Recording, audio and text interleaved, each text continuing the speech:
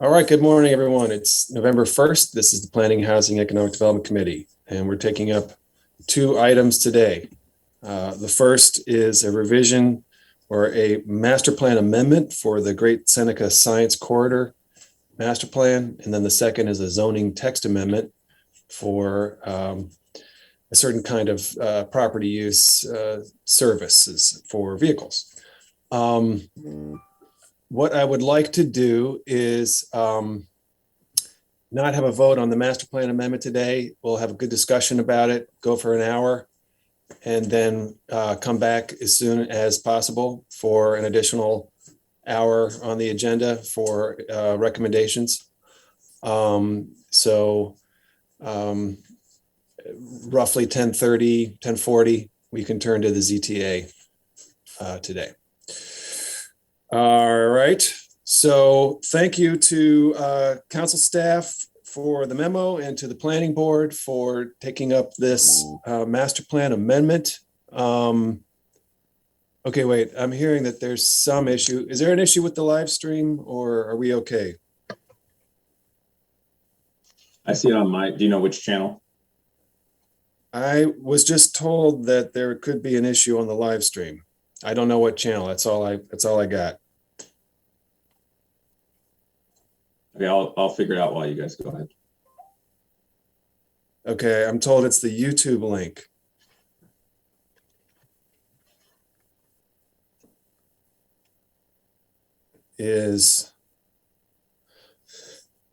Okay.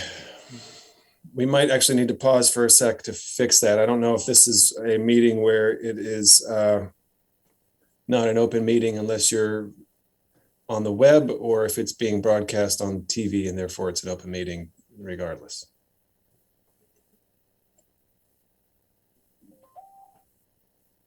I'm gonna give the control room a call. All right. Why don't you do that, please, and we'll stand by.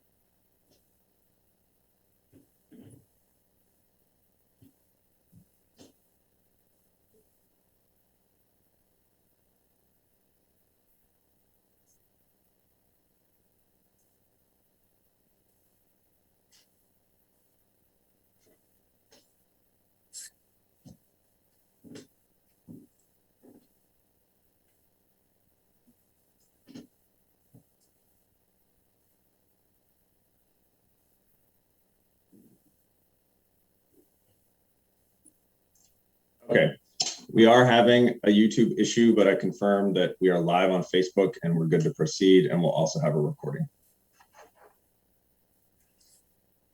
Okay. All right.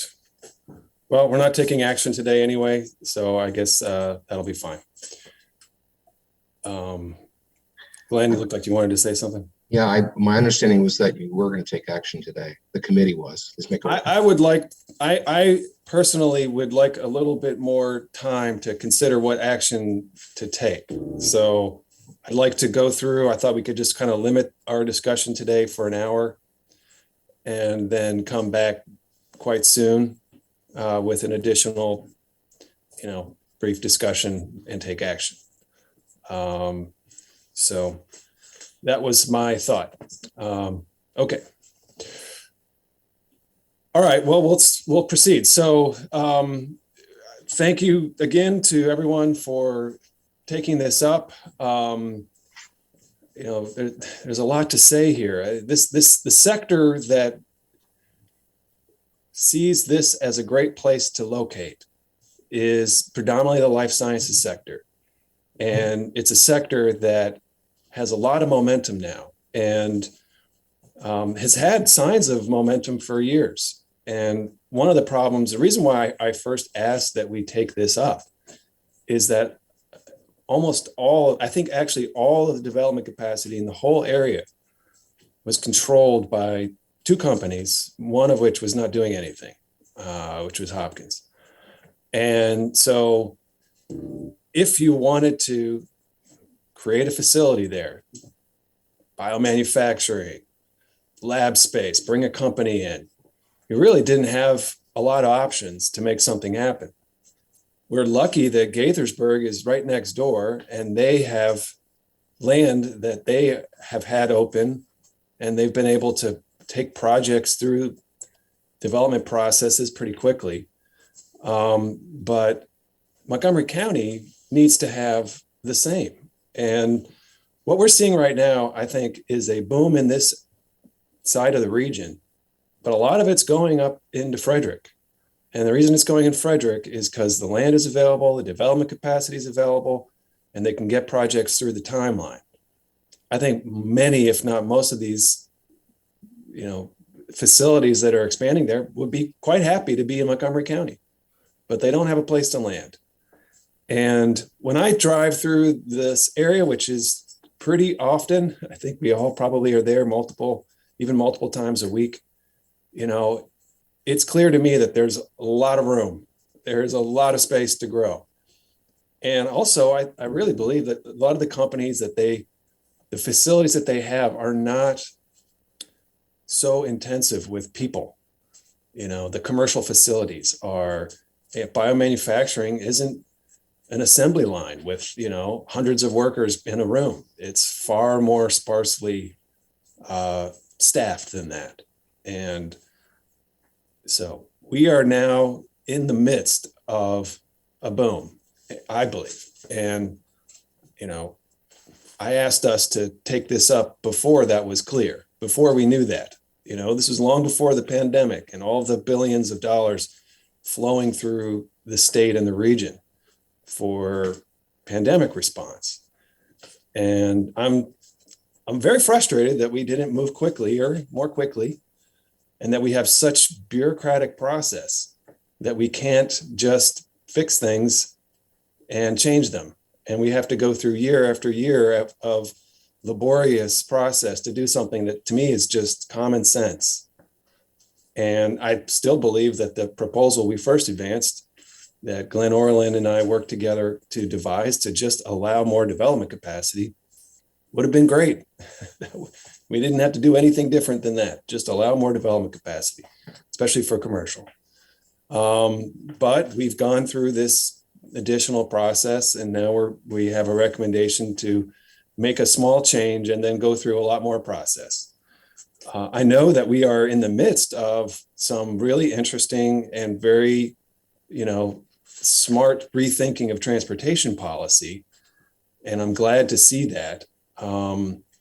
But I don't see why we can't walk and chew gum at the same time and, support commercial development. And while we revise and revisit and improve our transportation strategy for the area. So again, to state, my comment here, I'd like to just go through the recommendations today, and then we'll come back and we'll make a recommendation. So we can get a chance to air things out, and then we'll come back, and then we'll turn to the others ETA. So I'd like to now turn to you, Glenn, and we've got a great team here today on the Zoom. We'll get everybody, your packet has a has a sequencing here, so we'll just proceed with the packet and we'll look forward to presentation from planning. So Glenn Orland.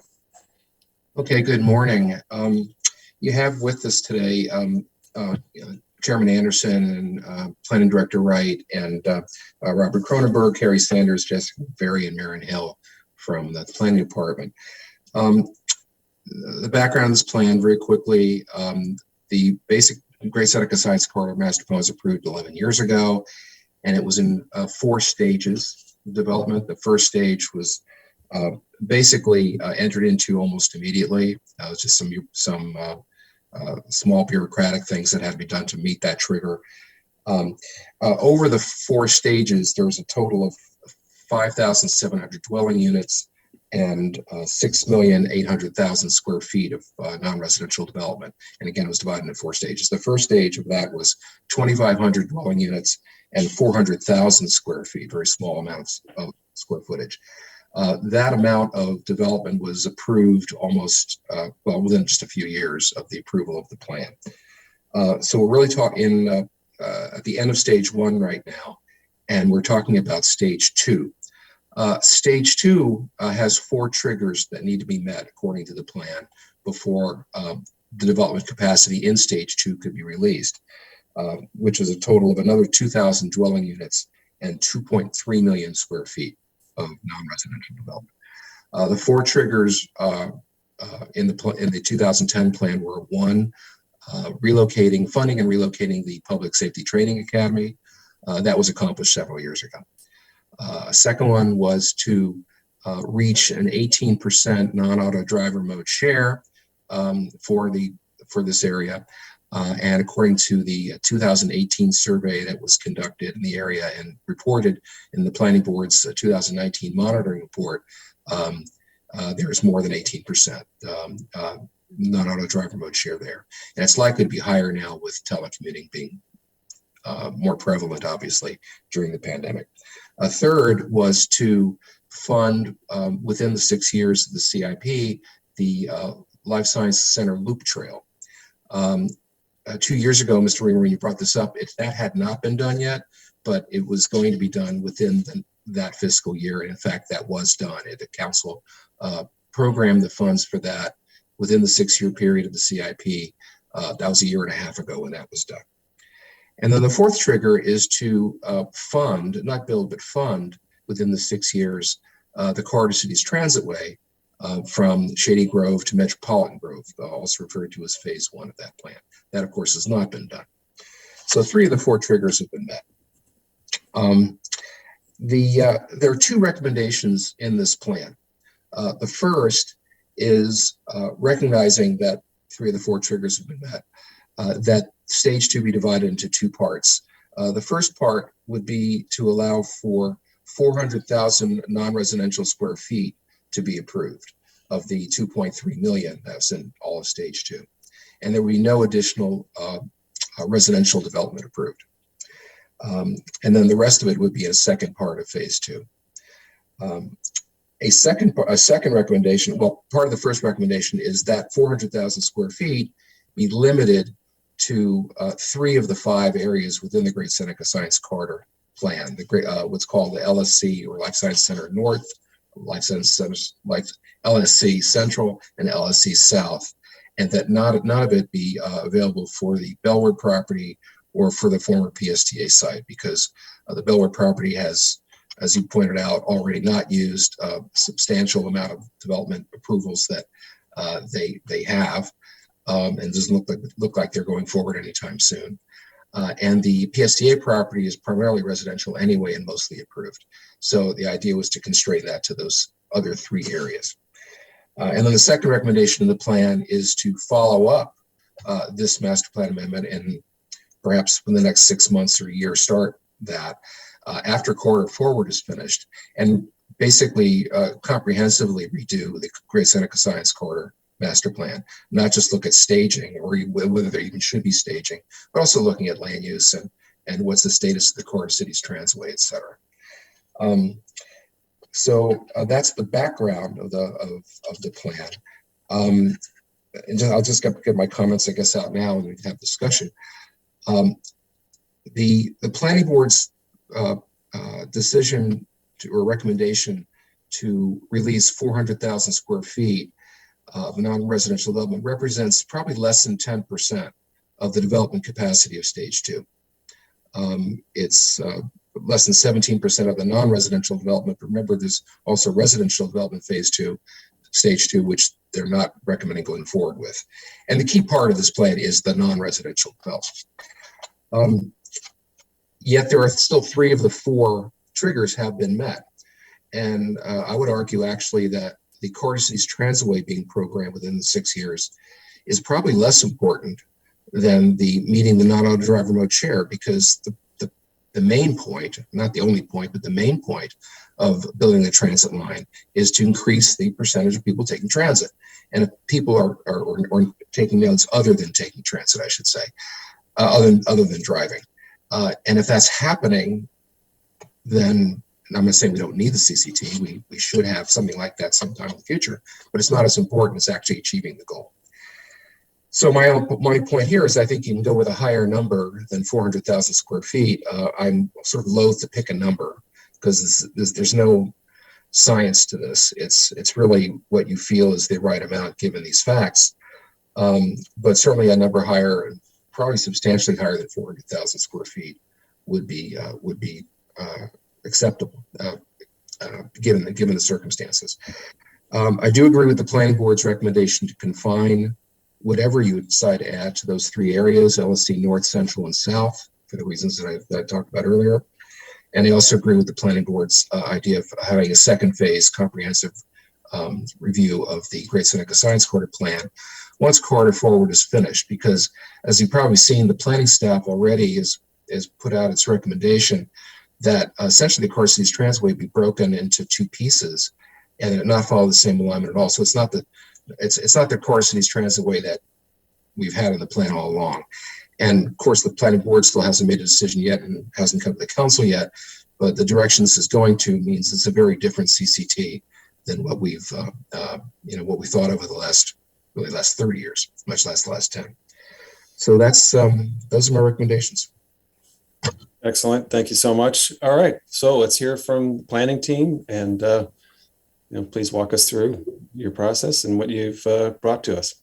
Well, I'll let our technical staff, who are actually experts, address some of the specifics. But I think that I just wanted to take a second to address what you said, Chair Reamer, at the outset about why it is that it's so difficult to deal with these things and your frustration. I have to say, we share your frustration. And it's not that we wanted to make this difficult or impose additional hurdles, but the requirements of comprehensive planning, legally speaking, dictate that we go through this whole process in order to change really almost any element of a master plan. However, there is a way to avoid that, and that's not to put these kind of staging triggers in the master plans in the first place. And I think that I understand that I wasn't on the planning board at the time, but I remember following it, and I know that you were not on the council at the time, but you were following it. We discussed it. I think you'll remember at the time. We sure did.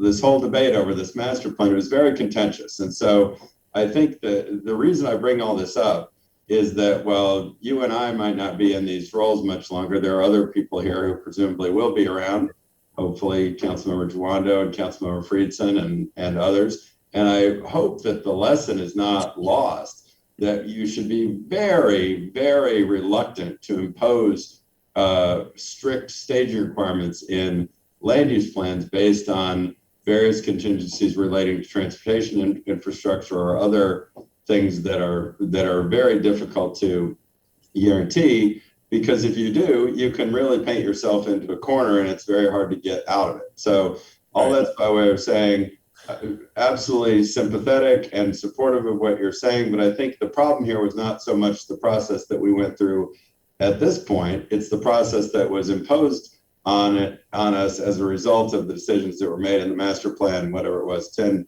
years ago. And I'll leave it at that. But I would say generally, we don't have any problem with increasing this number. As Glenn said, it's not a science.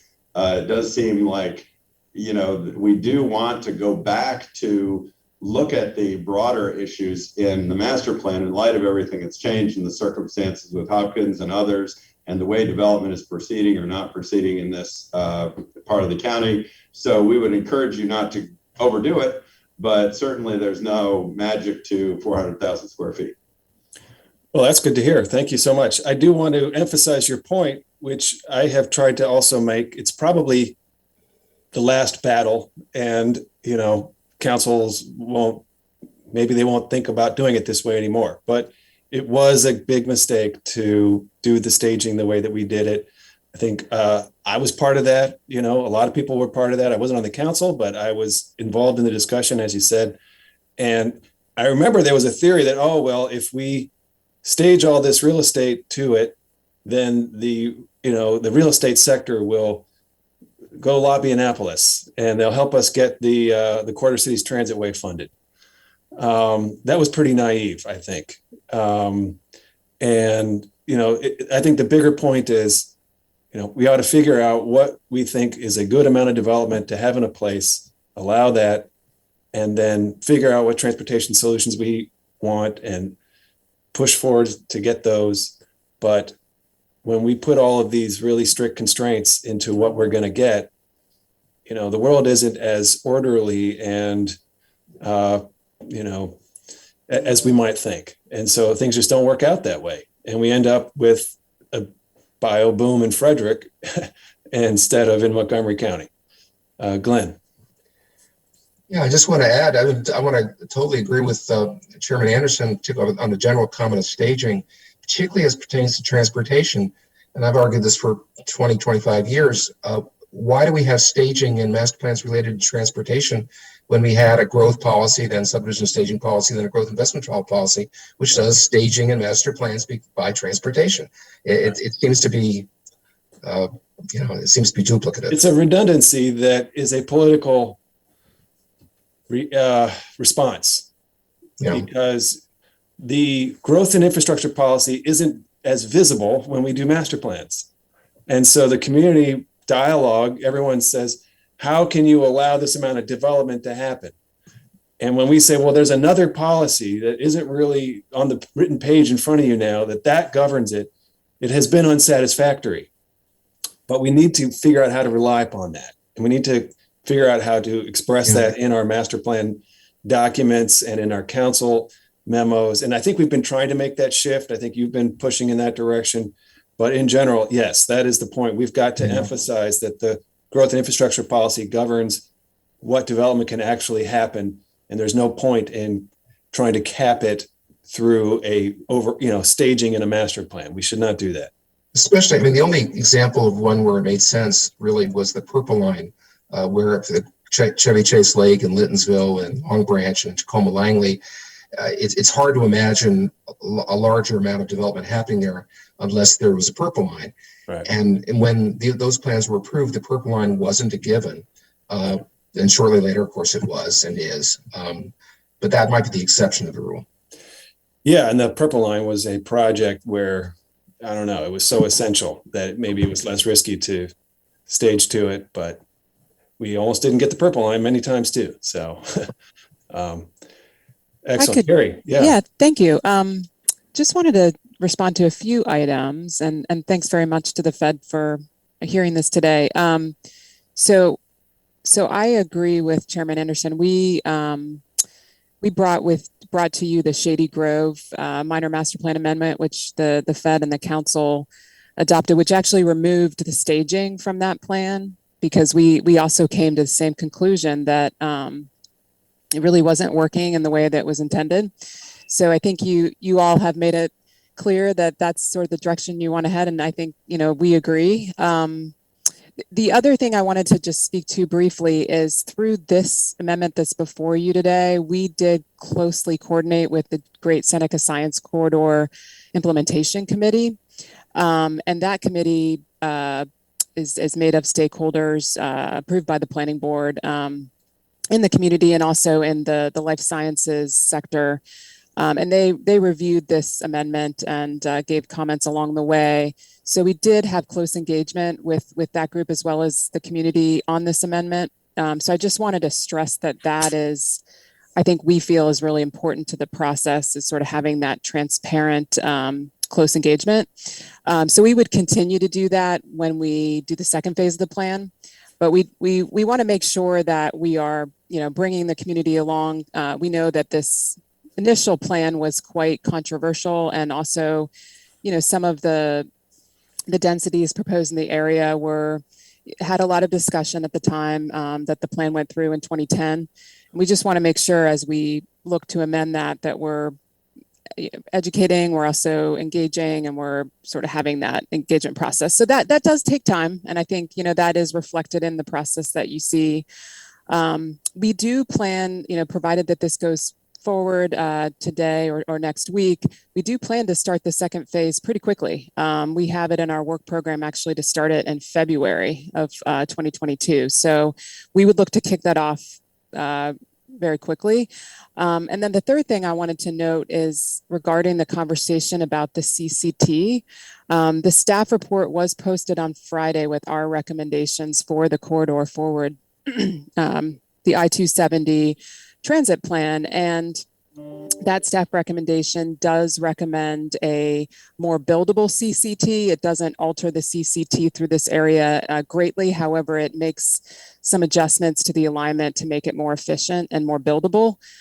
So I just wanted to stress that it is not, taking the CCT out of this area. It's not removing the CCT at all. It's simply making it a little bit more buildable design. And I think that will be before the PHED in the coming months. So we probably won't get into that in great detail because it's still before the board.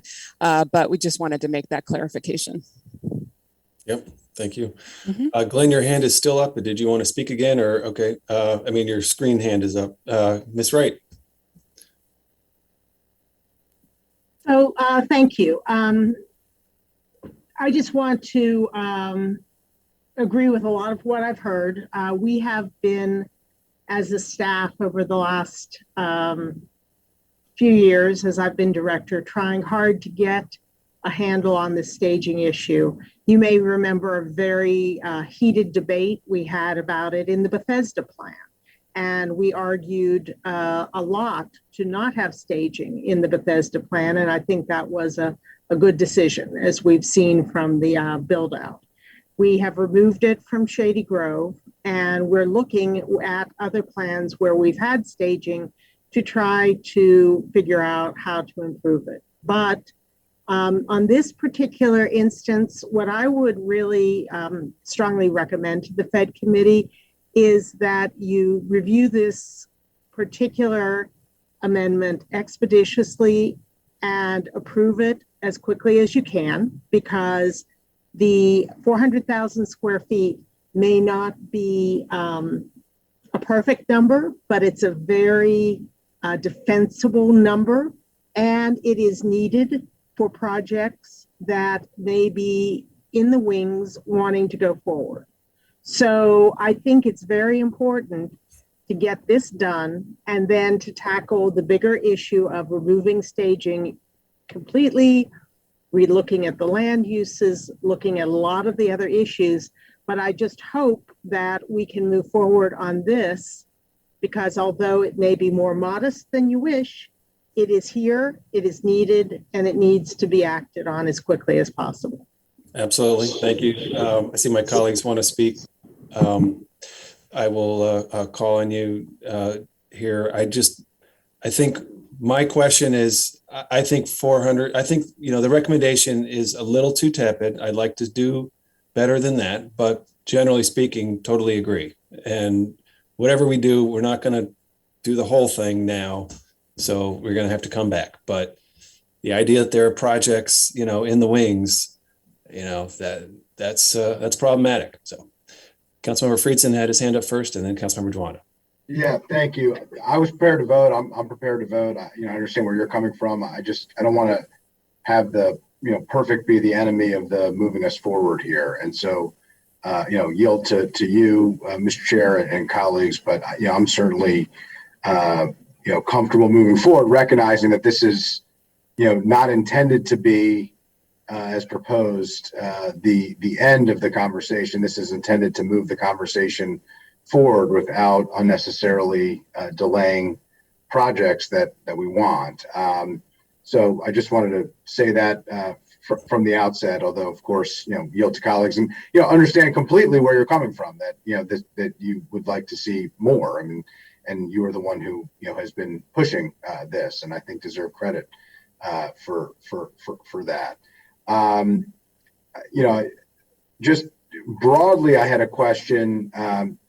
You talked, Ms. Wright, about Bethesda, and I certainly remember the conversations about staging. They remained conversations in the community at times about staging that you hear come up from time to time. We see here some of the real challenges of adding in staging requirements when that's not really what master plans are intended to do. That's really what the growth and infrastructure policy or the subdivision staging policy is intended to do, and it doesn't necessarily fit particularly well and has unintended consequences that we're trying to undo here. But are there other existing plans where there are rigid staging requirements like this that may have impacts that we ought to be thinking about and taking a look at? I just think as we're talking about it here today, obviously this is a particular area of importance to the county, given the opportunities, especially in the biohealth arena, where this is really the center of the county's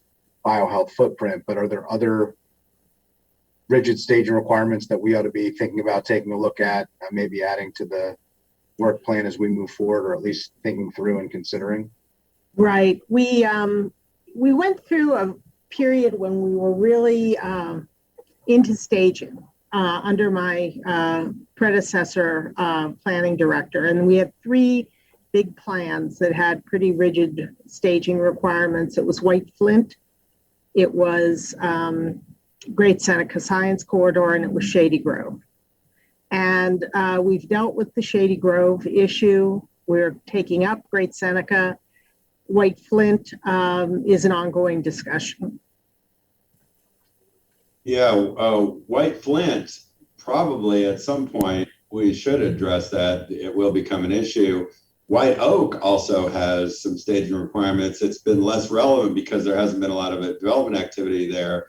But as momentum picks up, and we have seen some interest in moving forward in White Oak on some projects, it would be absolutely terrible if we found ourselves in a situation where there was a lot of momentum in East County in the White Oak area, and we had staging requirements that were getting in the way. So I think it's a good question. Can we look forward, even on the things where we don't see any pressure today in 2021? Real estate tends to work that way. You suddenly will get, in a place where there hasn't been a lot of activity, you can have relatively short period of time where the situation turns around and there's suddenly a lot of market demand. So I think that's an excellent question. I think we can maybe get back to. The other one that we just sent you a letter about Bethesda, there was a very soft staging requirement in Bethesda where it said we're supposed to pause and take a look at 30.4 million square feet. I just sent you a letter, the council, a letter saying, in accordance with the Bethesda plan, we're just letting you know that we're about to hit 30.4 million. And all the plan says is that we're supposed to check in and you're supposed to decide whether you want to do anything as a mid-course correction. Our recommendation was let it keep going.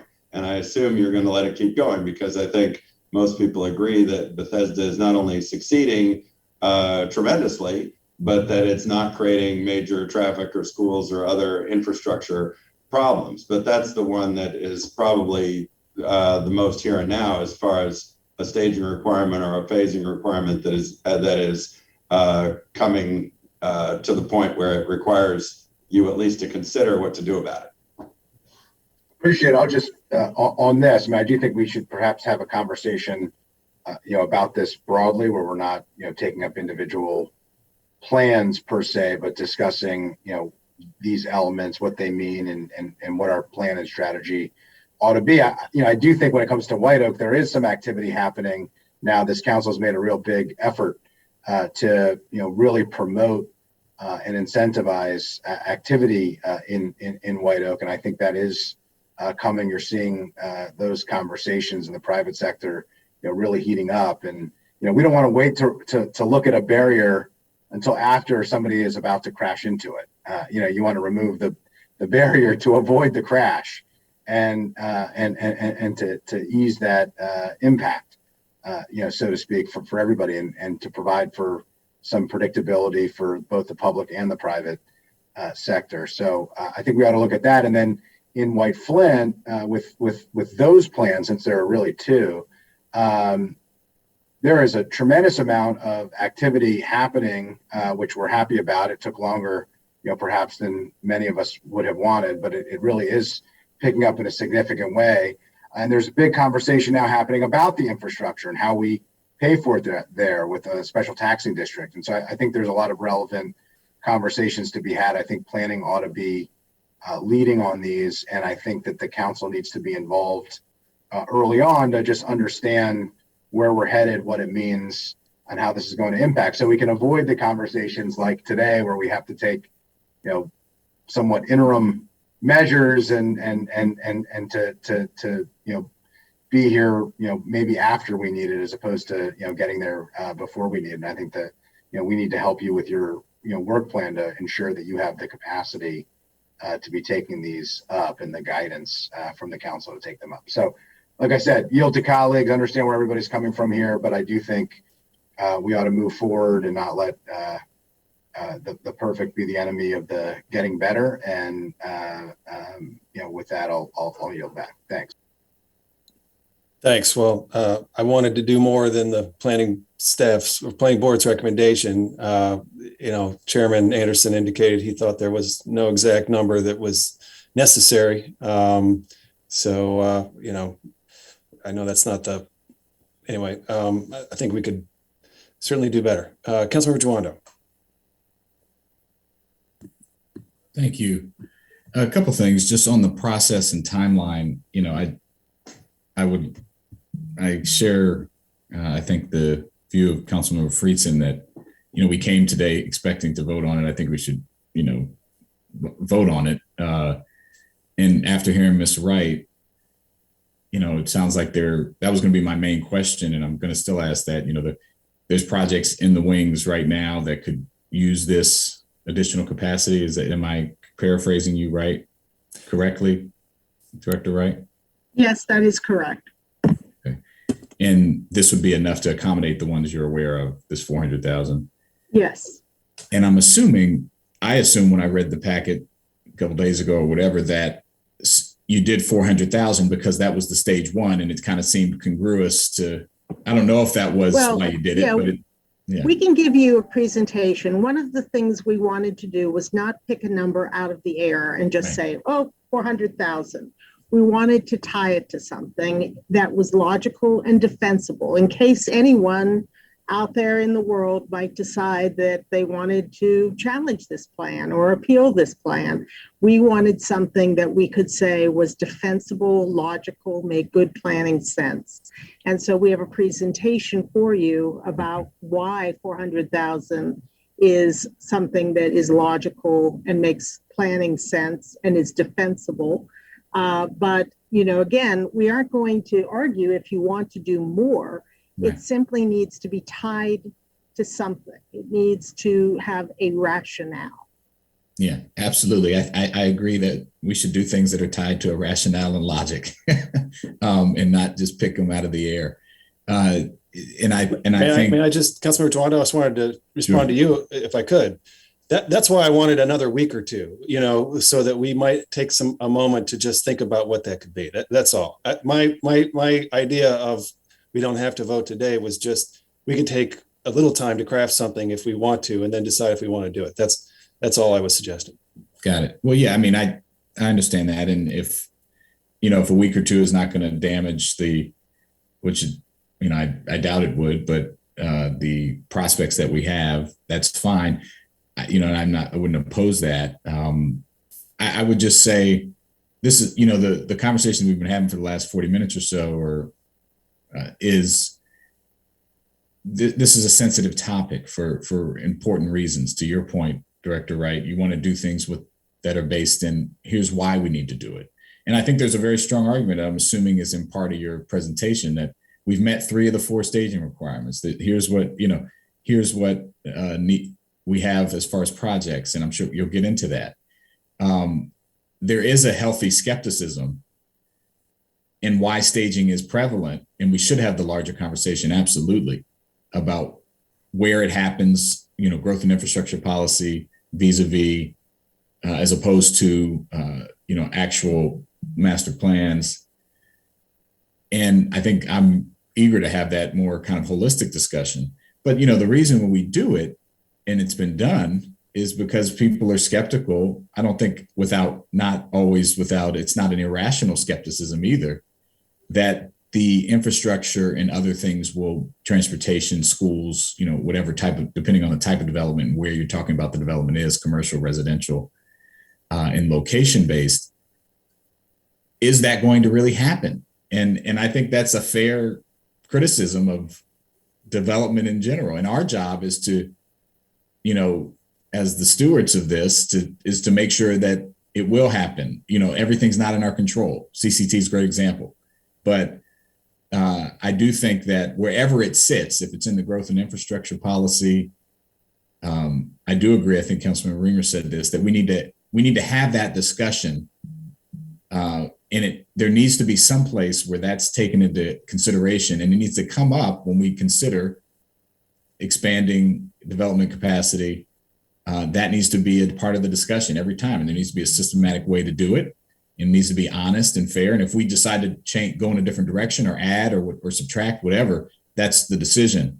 But it needs to be fair. It needs to be transparent, and we need to have an open conversation about it. And so that's just, I'll say as a council member, that's always been something that's been difficult for me, is to, as someone who is pro growth and is particularly pro transit oriented development, wants more housing, wants to see more things, particularly in parts of the county that have been underinvested in, like East County, that we tell the truth about what's going to happen on the infrastructure side. So, and realizing we don't have a crystal ball and we don't control everything, but that we have to factor it in. So I just want to double down on that part. I think if we're going to have a conversation about removing staging later or all that, we need to wrap all that in and have that real discussion together. I will say I'm eager to see the presentation. I do think this makes a lot of sense based on what's been accomplished already, and that there's projects in the pipeline to expand to a reasonable number. So I do think that we should move forward, whether it's now or a week or two from now, to not get in the way of those projects. So maybe I'll just ask Gwen or Glenn, Dr. Orland, you've been doing this for a while. What's the appropriate way to have that conversation in the context of staging and removing or adjusting staging? Do you have suggestions on that, or is that something you're thinking about? Well, I think this master plan is the right way to change whatever staging is in a plan. It's the only way you can do it. You can't just do it by a council resolution, a normal council resolution. So when Ms. Wright was saying earlier about how it takes time to go through the process of amending a master plan, she's absolutely right. Excuse me. So you'd have to go through every master plan that it exists and change it in that master plan. That's the way you would have to do it. Unless it was a comprehensive amendment that changed several different plans. But again, that's not really the issue for today. That would be an issue going down the road in terms of the council's decision on the planning board's work program. What do you want to have them working on as opposed to something else? That's the venue for that kind of decision. I was just wondering, I don't know if you have time today, or Ms. Wright, if you're all prepared, could you give the presentation now, or is it something that is not ready quite yet? Let's do it. And no, we came prepared to do a presentation, and we can pull it up whenever you're ready. Yeah, well, just right before we do that, my point was, I understand that you have to make individual decisions about removing staging in individual master plans. I guess my question was, we need to have a holistic discussion about whether that's the right thing to do in any scenario based on the growth and infrastructure policy side of it. That's what I'm saying. And so I want to have a venue to have that conversation. That could be done. Obviously, you could have a separate PHED meeting strictly on that, just the general discussion of that. One of the things that would hasten before throwing staging completely out is sometimes what's included in staging plans isn't transportation. It's wanting to have certain streetscaping work done or certain other kinds of pieces of infrastructure where the council, for whatever reason, feels like this is so essential. We really want to make sure this happens before something else happens. And so I think it might be better to look at this area by area, because I think every area has different needs. And as Chairman Anderson pointed out, there's really only one left beyond this one that has significant staging in it, which is White Flint. And we could come back for a discussion about White Flint. Okay. All right. I appreciate it. Thank you, Ms. Wright. Thank you. This is Carrie Sanders. Just wanted to jump in and turn it over to Maren, who actually has some slides. I think the key thing we wanted to talk about with the council members in response to your discussion is the rationale for the 400,000 square feet. So maybe we can start with that, and feel free to ask questions as we go through. Maren.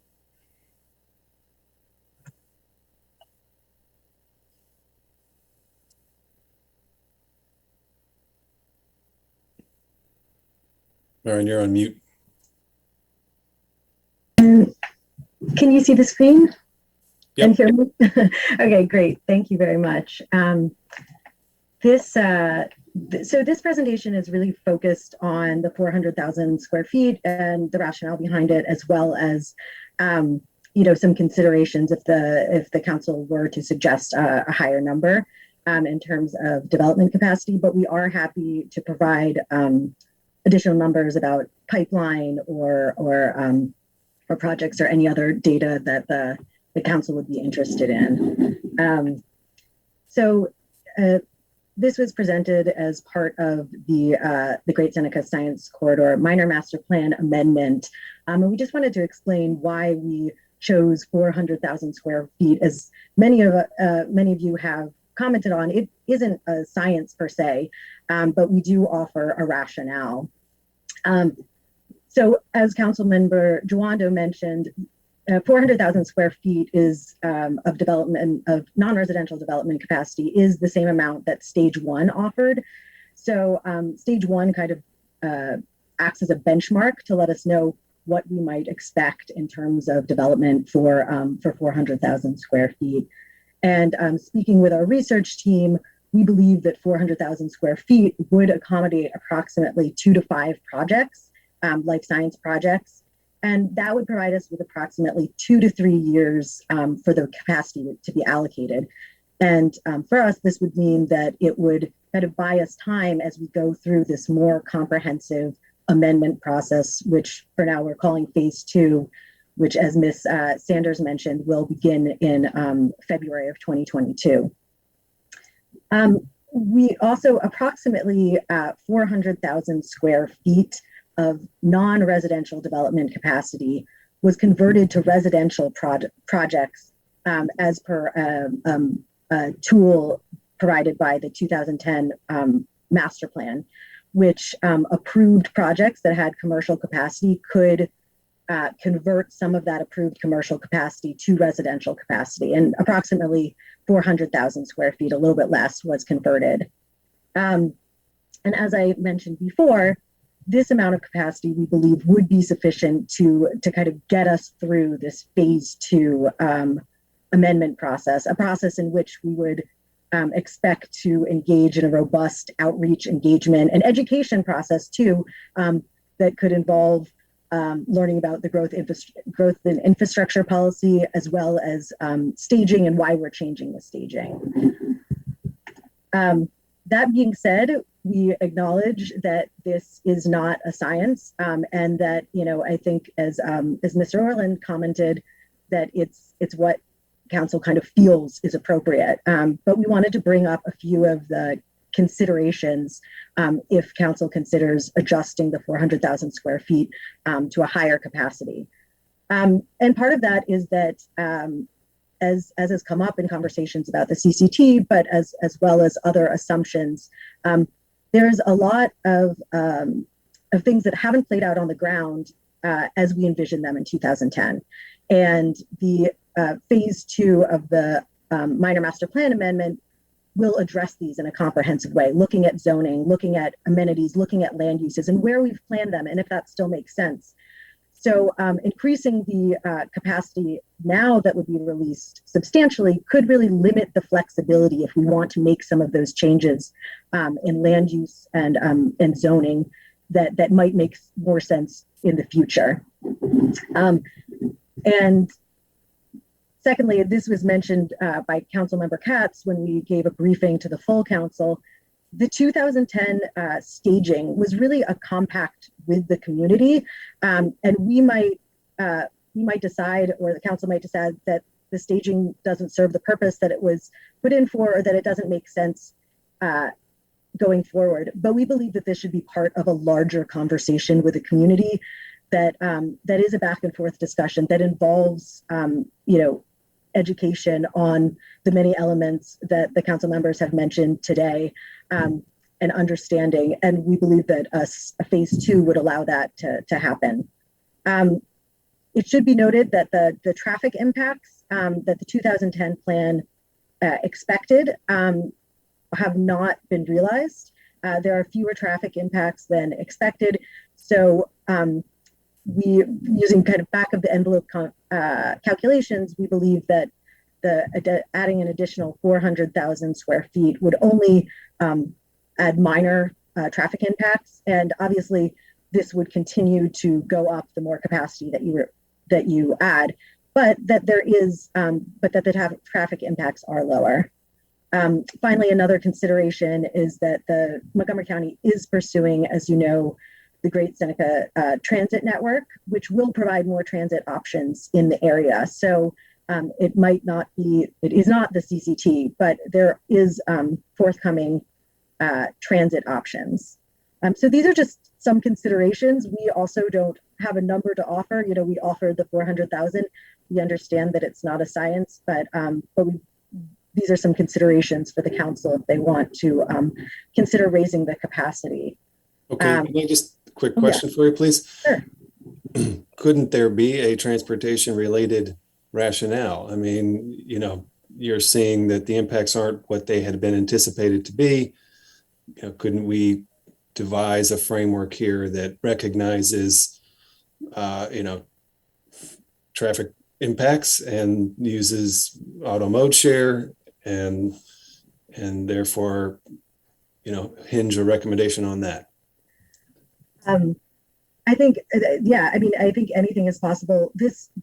To be clear, the 400,000 square feet would go beyond, in terms of traffic impacts, what was imagined in the 2010 plan, just not substantially. So, for example, I think the 400,000 square feet we imagined to add, 219 peak hour trips, and that would go up to nearly 800 peak hour trips if we were to add 800,000 square feet of capacity, and that would kind of keep going up as we add capacity. One thing that we felt was important in this phase 1 is because it is such a kind of urgent issue that we didn't want to add any more requirements. So we wanted to say we are going to deal with staging in phase 2, and phase 2 is coming right on the heels of phase 1, but we don't want to add any requirements in the meantime. So we want to open up this 400,000 kind of scot-free, if you will, with no strings attached, that would be available immediately for developers to apply for.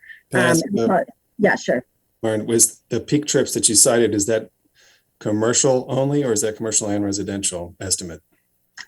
That would just be the additional to the commercial. Okay.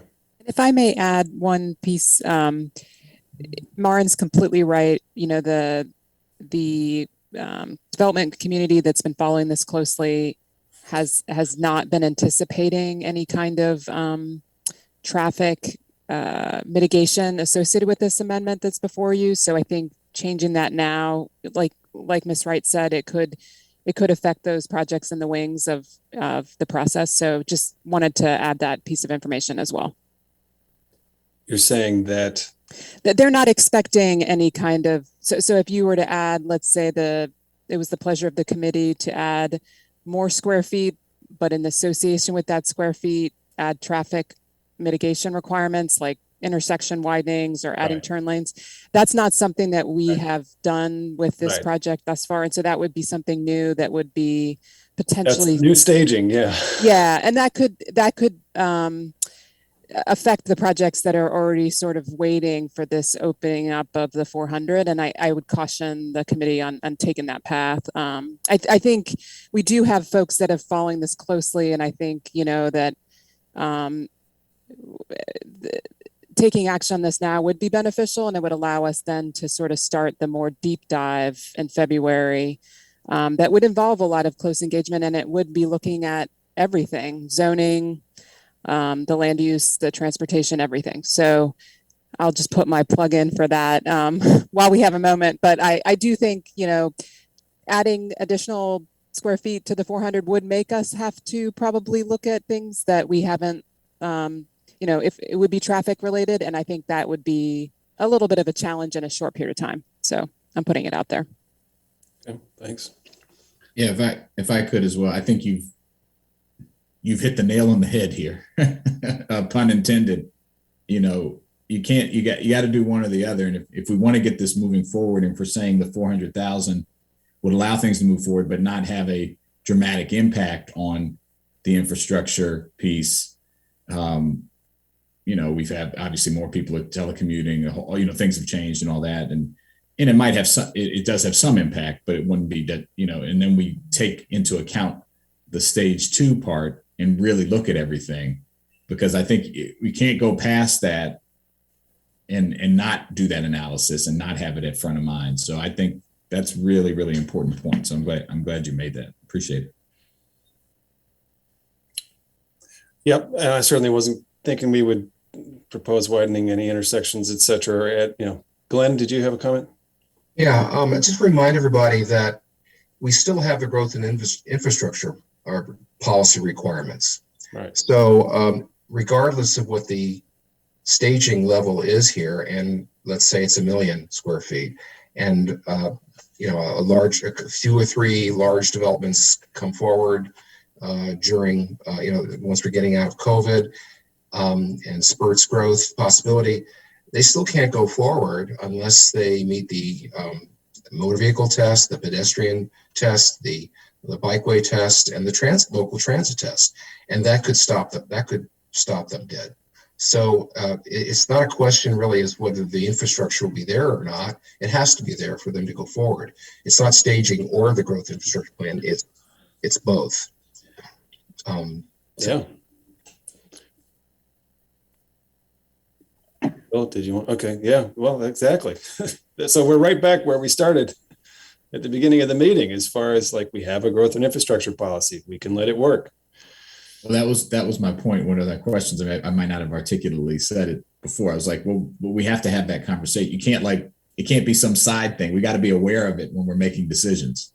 Yes. Of what the impact will be, you know, so, and I think you said something similar. Yeah, exactly. Well, and it's back to what I was saying. Like, yes, exactly. Like, it's not in front of us. We're not looking at that right now. We're looking at one silo and we're not remembering the other silo. And I think it's just a challenge for how the council does the work. So, okay, please keep going. So this is actually the last slide, trying to keep it short and sweet.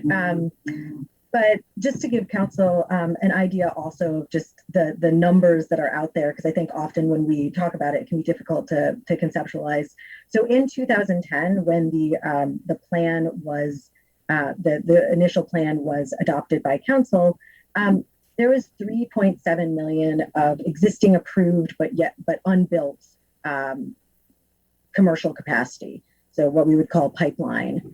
And currently in this area, there's 2.47 million square feet of unbuilt but approved capacity that could move forward but has not moved forward for various reasons. And some that is in the process of moving forward and is coming for, will be coming before the board, the planning board shortly.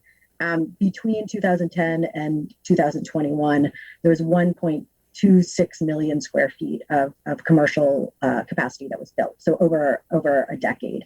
And just to conclude, I think that if we were not doing a phase 2 to this amendment, I believe that staff's recommendation, perhaps the planning board recommendation as well would have been different. But I think that staff saw this first initial phase one as the first step, and really an amendment that could buy us time to get into some of these difficult conversations, these more complex issues in phase two.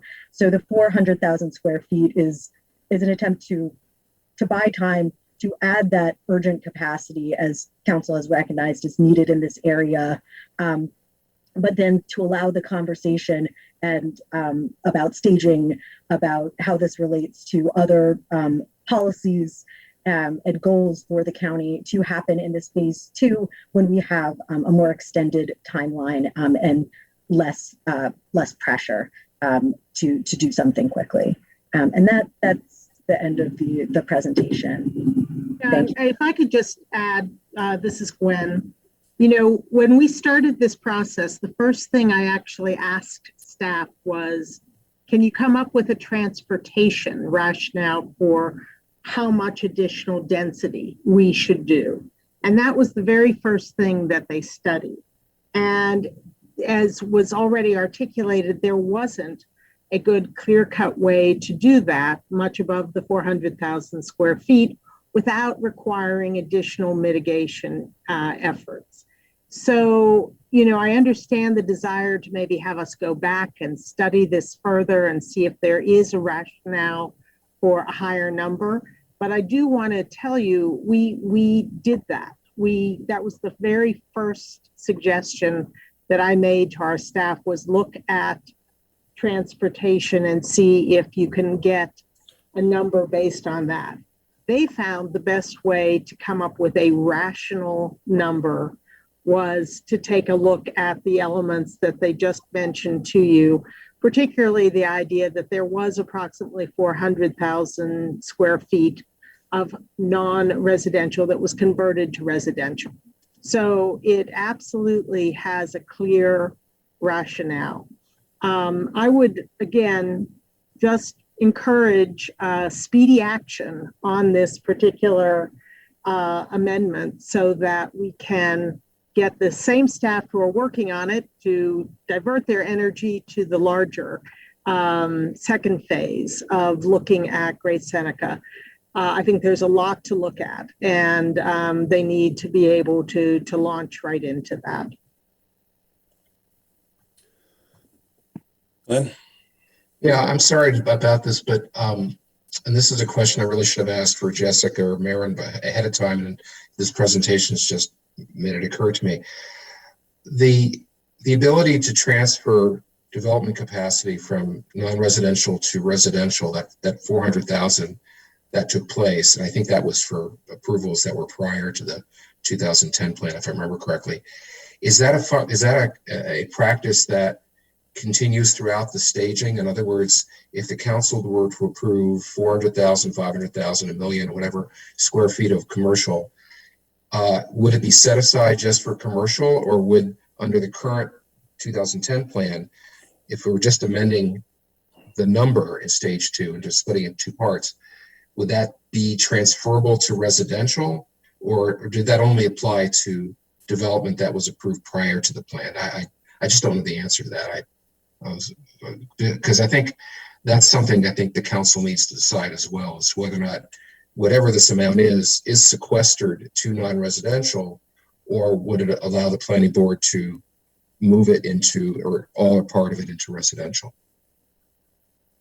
I believe that it does carry through. I have to check that in the plan. One thing I will say is there is substantial existing residential development capacity available. So if there were a project to apply for a primarily residential project now, they could go forward without running into any staging issues. I think there's not just under 2,000 units, residential units available of capacity in stage one still. But we can check on the what the exact wording in the plan is to see if it carries through. And also, I mean, if that could be something that could be added to the recommendations that specifies that this interim stage would not be transferable to residential development. Yeah, and that would be a decision the council would need to make. I just, it was an aspect I didn't think about until this presentation. I apologize for that. I didn't think about that. For the record, I'm Jessica McVeary, the master plan supervisor for the Mid-County team, and I do have the 2010 plan pulled up, and it does indicate that the owner of a property approved for commercial development may re-subdivide and convert to residential development. So I think that that is a component that carries through the full staging. And we wouldn't be able to limit that and just say we're trying to improve commercial? You could change that, but if you didn't explicitly say that it should only be commercial, then there would be the ability to transfer all or part of it to residential. I mean, my objective here was to allow commercial development. I mean, we've had residential development there and we could have more in the future, but I think the urgent issue is how do we open up the commercial pipeline? So would we need additional language to limit it then in that manner? We could modify the recommendation to simply say it's for commercial development only. The additional density that is being allowed. For this stage, yeah. So we can add that language. Yeah, I mean, if that's that was the core objective of the process, was to open up commercial only. Yeah, I mean, we don't see that much residential development in a. It's similar to what Maren said. We have the additional units right now, the 2,000. So if someone came in between now and the next time we amend the plan in a year or two, we would have the residential development for them. But I understand the concern, so we can add that language to the recommendation, say it's commercial development only. Or one consideration would be to sort of state explicitly that the ability to convert to residential development does not apply to this interim allocation. Yeah, I think we should say that, just to chime in on that. Yeah. Agreed. And I think the last suggestion is a good one. Well, all right. Okay, well, it sounds like my colleagues want to move forward with the planning board's allotment for the total amount of development. My concern about this is that we're setting ourselves up because we don't know if the master plan will actually be ready. And anything could happen over the next several years. We could decide that there are other priorities. We could get behind schedule.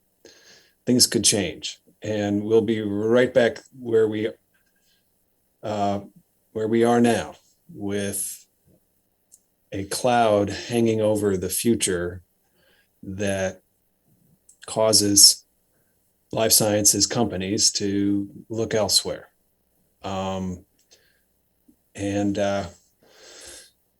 So, I think we'd be wise to do more than the 400, what was it, 3 to 5 projects you think that this can allow? 2 to 5. 2 to 5. It's 2 to 5 of the type of projects that have come forward the last few years. It doesn't allow for, if someone comes in or a couple come in that are quite a bit larger. Yeah. I mean, yeah, exactly. It's not going to accommodate the kind of large facilities that had been built in the past as well, like HGS. Right. But I guess we can take our modest earnings and move on. So why don't we have a recommendation? All those in favor of approving the planning board's recommendation with the language that you noted, with the modified language, and all right. Let's keep moving. And I'm going to tell my colleagues, you got to come back to this. You can't let this thing just. We promise we'll come back to it. Agreed. I just don't want us to get distracted now and not have anything to show for it. So I think we can move the ball forward here and then come back to move it even further later. All right. That's how it'll work. First down. Okay. First down. Second down. Okay. Keep the drive going. Move the chains. All right. Thank you. That's that item. Thank you, everybody. Thank you. Thank you, Glenn. Much appreciated. Okay, next item.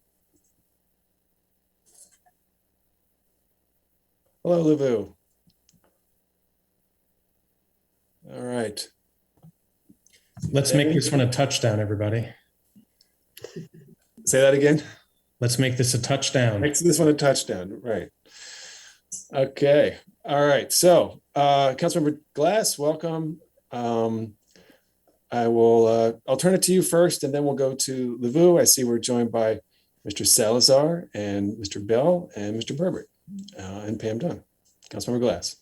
Sure. Well, thank you, Mr. Chair and members of the PHED committee. What we're going to discuss now is ZTA 2105 that I submit for hopefully your approval, that would make auto repair a conditional use in the rural village overlay zones, recognizing that some parts of this county do not have adequate auto repair.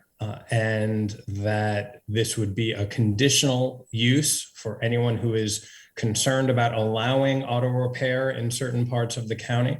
And then just to dive one level deeper before turning it over to staff is that, some of these uses are lightly allowed already, particularly gas stations. And as we know, many gas stations already have auto repair attached to them. So this would just codify that in those very limited parts of the county that would need approval thereafter. So with that, I'll turn it back to you, Mr. Chair. Thank you. You actually highlighted an issue I wanted to ask about, which is filling stations and whether auto repair is allowed in a filling station presently and so forth. But we'll get to that in due course. So, Livu? So this CTA was introduced back in July. And again, we have planning and DPS if there's any questions for them. So the public hearing was a little while ago. There were no speakers in opposition. There was a speaker in support who owns the Wilnick Auto Body Repair. And she testified that one, she is the only Black woman, Latino vehicle repair business in the county, but also to Councilmember Glass's point that there are limited areas in the county for small businesses like this, which is maybe causing them to leave the county. So Planning Board reviewed the CTA, of course, and unanimously recommended approval. They did recommend one amendment, which is basically to move the language from the section listing prohibitions to move it up to the section that's allowing uses in an underlying commercial residential zone. Council staff does agree with that recommendation to move that language. It makes a lot of sense. So going into the substance of the ZTA, so auto repair in the zoning ordinance is actually split into two different uses. So there's major auto repair and then minor. So for major repair, it's an establishment with general vehicle repair and service, including engine and transmission replacement, rebuild, body, paint shop. So that's, your car's needs major repair work. And then for repair minor, that's where it's more minor vehicle repair and service. So, installing a car alarm, a car radio, accessories, some lubrication work, scratch and dent repair, tires, brakes, mufflers, windows. That all goes under repair minor. And neither include repair services for commercial vehicles or heavy equipment. So I just wanted to know that that's a wholly separate use that is not included in this.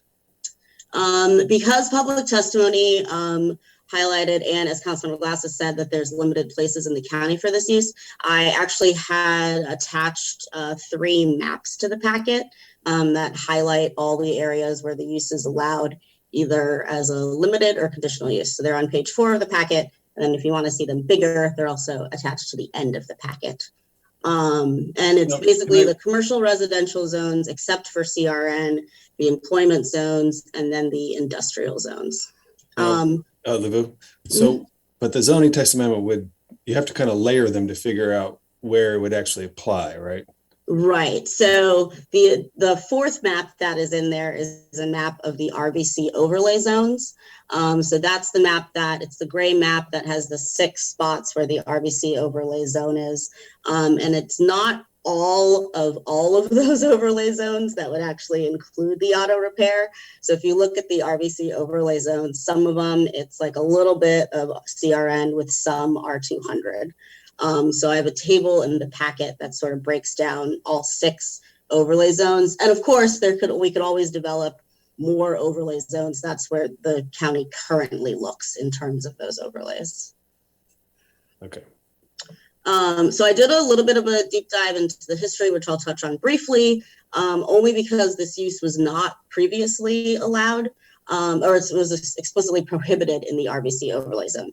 So from what I could tell, it's because the underlying zone for most of these areas used to be C1, which under the prior zoning code did not allow this use. The reason I bring that up is because in looking at the pros and cons of the ZTA, one of the issues that came up is this use actually in line with the intent of these zones?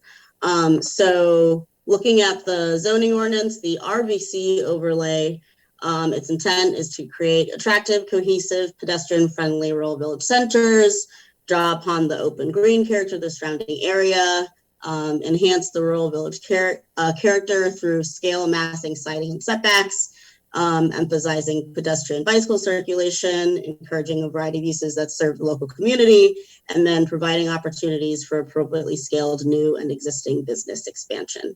As Councilmember Glass said, there's a lot of pros with the ZTA. In these areas, there aren't a lot of nearby auto vehicle repair. So if you look at those maps and sort of picture all 3 of them overlaid, there are swaths of the county where you wouldn't be able to get to a vehicle repair service without driving a bit of a ways. But on the other hand, the RBC overlay zone does say the intent is to have pedestrian-friendly centers and emphasize pedestrian bicycle circulation, which is arguably not compatible with that.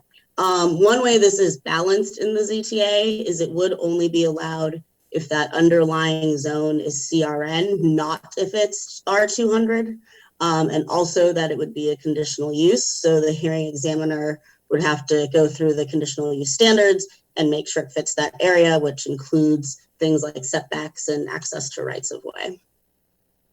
And if there's any questions, I'm here to answer them, or also have DPS and planning here. Okay, Councilmember Dwando. Yeah, just appreciate the introduction. I do think that your last point there, Ms. Nadeau, is really important, the balancing of the conditional use process and not allowing R200. I think that's the right approach. And I know the company that is being discussed here, I think they have done a great job advocating to many of us about the issue. I know this will help others, but the fact that they brought it to the attention and we don't want to lose a business and we want to make sure that everyone has access to these services. So appreciate Councilmember Glass, and I think this strikes the right balance.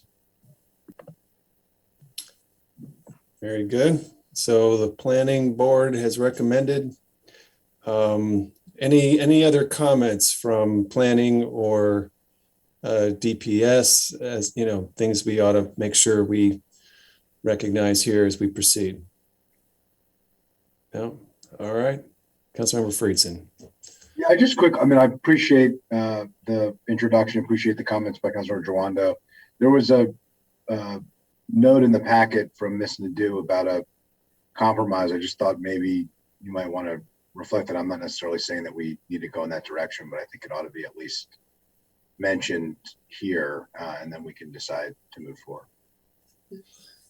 All right.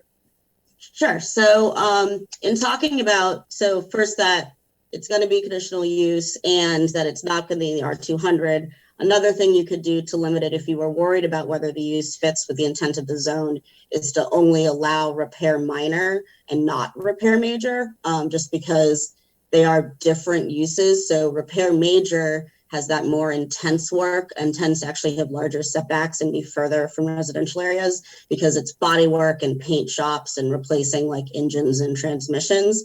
Whereas repair minor has the tires and brakes and mufflers and glass and the more minor type of repair. Again, it's a good alternative if you're worried about the intent, but also considering what the intent of the ZTA itself is, whether you want, what type of auto repair you want to bring closer to people. And I do believe the property owner in this case might be repair major actually, so. Yes, I think the challenge there, it sounds, is that the intent here is to have the broader range of services. So that minor is really like a Jiffy Lube. Obviously, it's a locally owned company that was the impetus behind this, but that's like getting your oil changed, getting your tires replaced, getting your brake pads fixed. The major is there was a collision of some sort or some major body damage, and you are going to a body shop of some sort to fix and do the body work. Is that accurate? Yes, that is accurate. And this company that is the impetus behind this, they're more of a body shop that also does the minor services. Yes. Okay, thank you. Well, based on my limited experience, these distinctions aren't very applicable in the real world.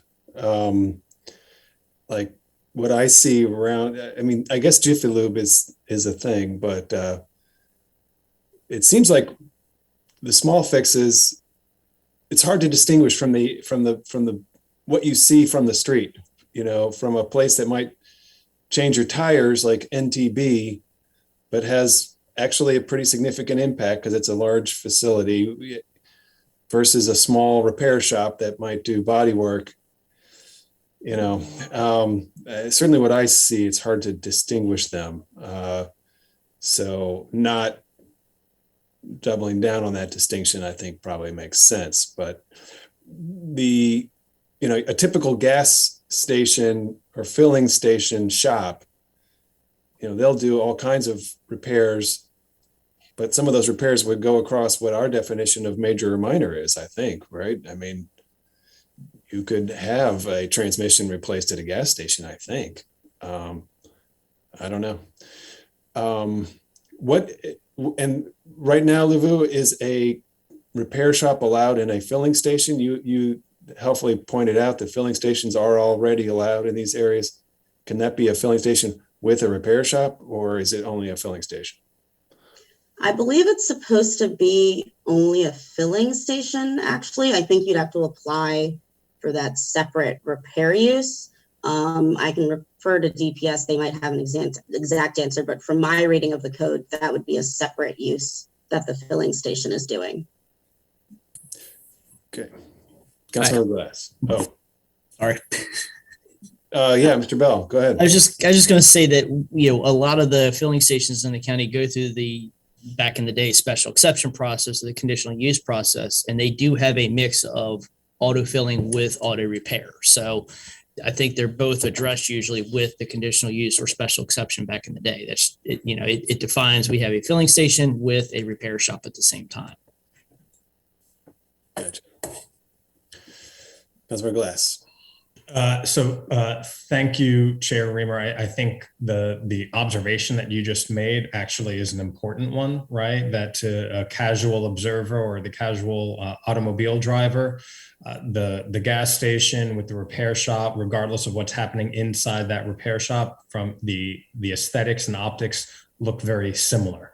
And appreciate Councilmember Friedson referencing and asking about Ms. Nadeau's thorough and thoughtful packet and the additional compromise should anyone want it. But I think actually the ZTA and the amendment that planning has suggested is a very comprehensive and agreeable compromise, as Councilmember Jawando noted, making sure that it doesn't touch R200 and that it also goes through the conditional use. And I think that satisfies everybody's needs. All right. Okay, good. And I just thought it was helpful to discuss what was in the packet. So I appreciate it and glad we talked through it, and think it's helpful for folks to understand why we landed where we did. So thank you. Absolutely. All right. Thank you, Ms. Nadeau. Good work. Appreciate everyone's participation. We have a ZTA. Show of hands. All in favor? All right, 3-0. Okay, Councilmember Glass is not on the committee, can't vote today, but we'll see you at full council. Okay, thank you, everybody. That concludes our items for today. We will see you next time. Take care. Thank you.